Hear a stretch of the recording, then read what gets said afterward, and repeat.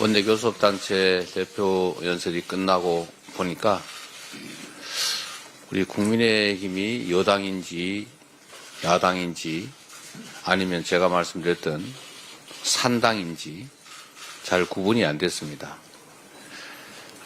국정을 책임진 여당이라면서 또 대통령을 배출한 대통령을 배출한 여당으로서 책임이 있을 텐데 전혀 책임감을 느끼지 않는 것 같습니다. 국정에 관심이 있는 게 아니라 어떻게 하면 야당을 헐뜯을까? 어떻게 하면 야당을 거짓말해서라도 공격을 할까? 이런 생각밖에 없는 것 같아서 참으로 안타깝다는 생각이 듭니다. 개인 사업하는 게 아니지 않습니까?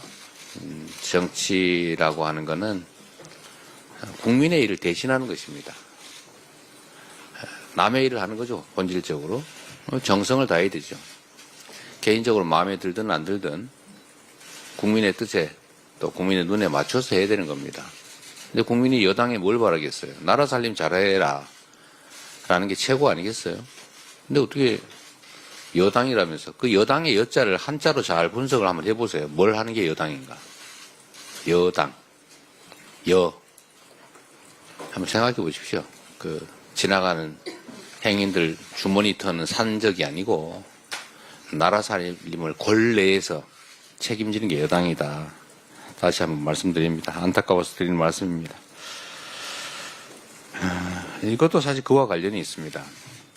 지금 미국에서 철강 제품에 대해서 관세 25% 부과하겠다고 합니다.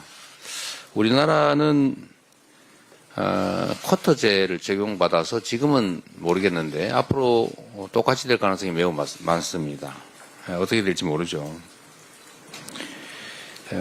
당장은 철강뿐이지만 앞으로도 이 자동차, 반도체 이런 데도 확대될 가능성이 높습니다. 트럼프 대통령의 특성은 우리 모두가 아는 것처럼 오로지 미국 국익, 정말 미국 국익을 위해서라면 외교와 통상 이런 걸 모두 무기로 만드는 그런 대통령입니다. 우리 역시도 이런 어려운 시기에 할 수 있는 최대의 것을 해내서 우리 국익을 지켜야 됩니다.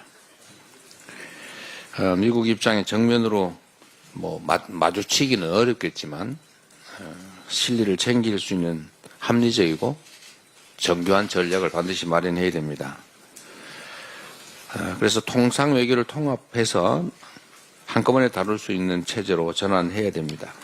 공동 대응 체계가 반드시 필요하다.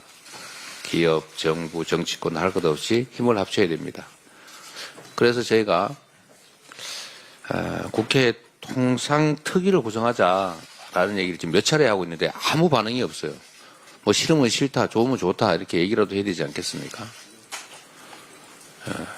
오로지 이재명, 오로지 민주당 이렇게 하지 말고 우리 기업들이 지금 수출 전선에서 겪는 어려움을 조금이라도 완화할 수 있도록 뭘 지원할 수 있는지 국회에서 통상 특위를 만들어서 함께 의논합시다. 싸울 때는 싸우더라도 일은 또 일대로 해야 되지 않겠습니까?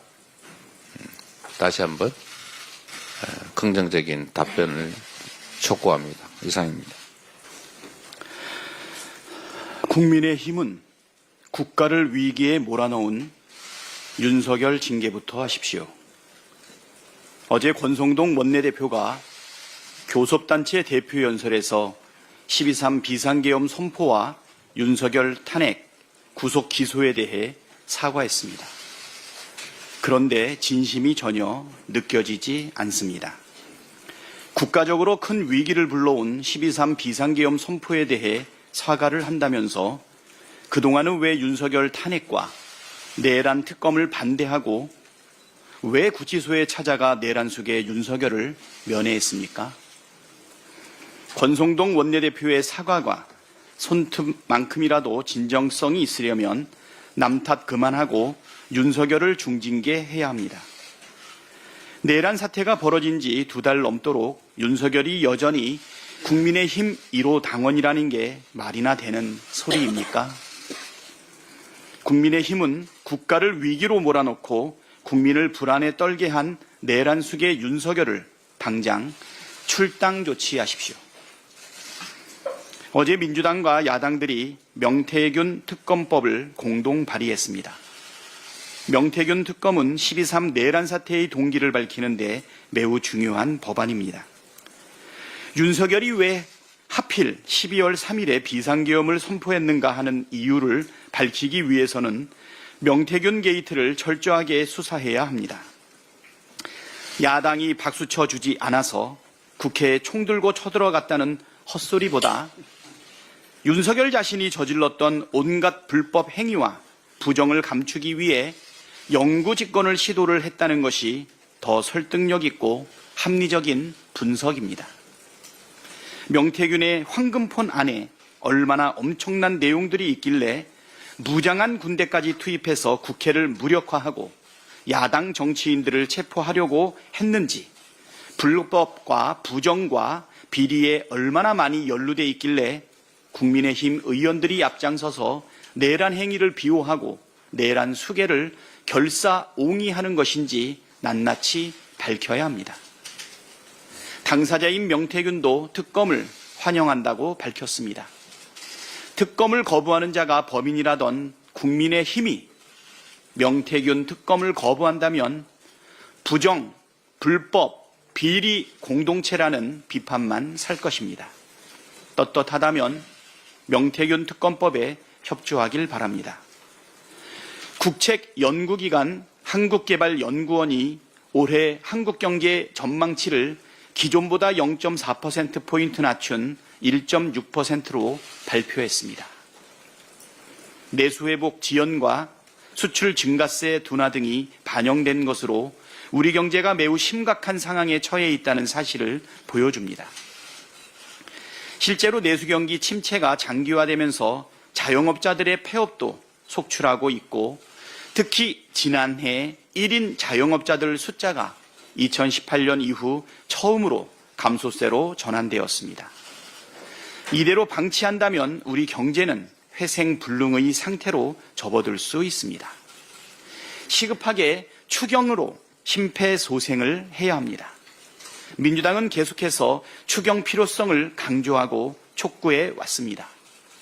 국민의힘도 추경 필요성에 대해서 인정하고 있는 만큼 빠르게 추경 논의에 나서길 촉구합니다.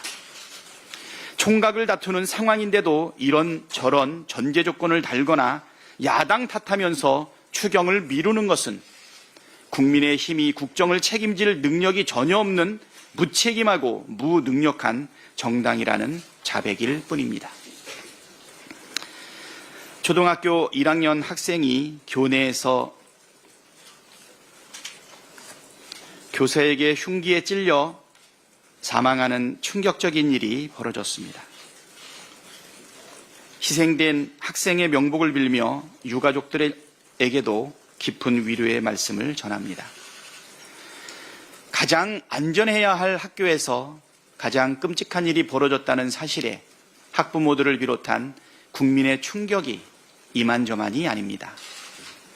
결코 일어나선 안 될 일이었고 앞으로도 절대 일어나지 말아야 할 일입니다. 경찰이 철저하게 수사해서 진상을 밝히고 엄벌에 처하는 것도 필요하지만 학교 당국과 교육청의 대응에 문제가 없었는지 제도적 허점이 없었는지도 꼼꼼하게 따지고 보완할 것은 보완해야 합니다.